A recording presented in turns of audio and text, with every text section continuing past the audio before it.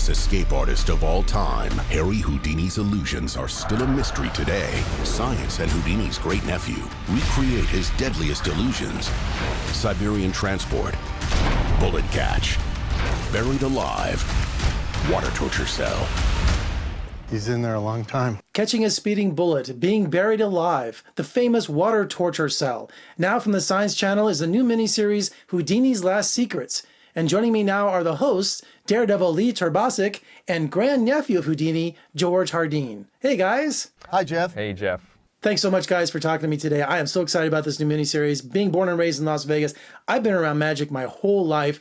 But for Houdini, I was always under the impression that he was an escape artist and not a magician. Is this a common misconception? Well, he was definitely both. He was an escape artist, which is a genre of magic, and he was an incredible sleight of hand magician as well. He did card tricks and he did stage performances. So he was what you would call in the business, he did it all. He was an ultimate showman, a marketer, a daredevil. He wore many hats. As a kid, he was known as the king of cards. So he worked with cards, sleight of hand. He was a writer. He was one of the first film producers in Hollywood. He was the 16th person to fly an airplane. He did lots of things. Now, the name of the miniseries is Houdini's Last Secrets.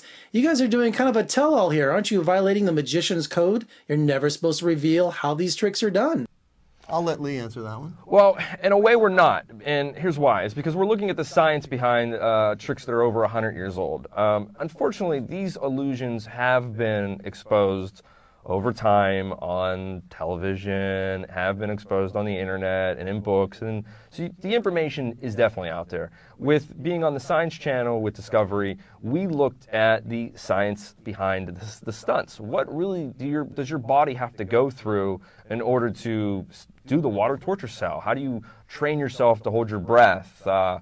What would go into doing buried alive and down the line? And that's what we really focused on, as well as the personal side of Houdini's life. And that's where George came in, being the fact that he's got the DNA.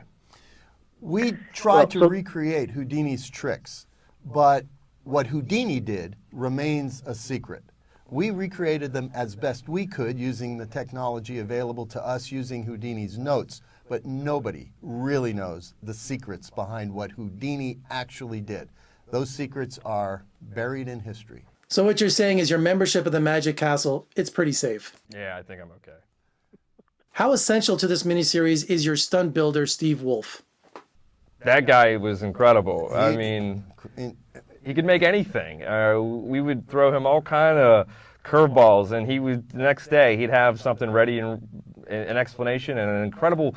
He really did know the science behind how to create these things, and that's what was key for someone like me who has to perform them, and us getting to go on a journey and learn and dig into these notes and details of Houdini's life. But Steve was just an incredible asset to the show. Right. There's three of us here. There's not just one. There's not just two. We couldn't have done it without Steve.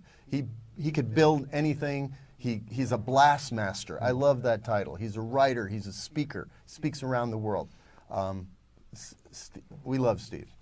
One of the aspects of the miniseries I love, George, is that you actually go into the personal effects of Houdini, and those are really in demand around the world. Even here, David Copperfield and Penn and Teller, they are very desirable around the world. Oh yeah, around the world. When we went to Budapest, Hungary, we visited the House of Houdini, which is a museum created by a great magician and escape artist, David Merlini.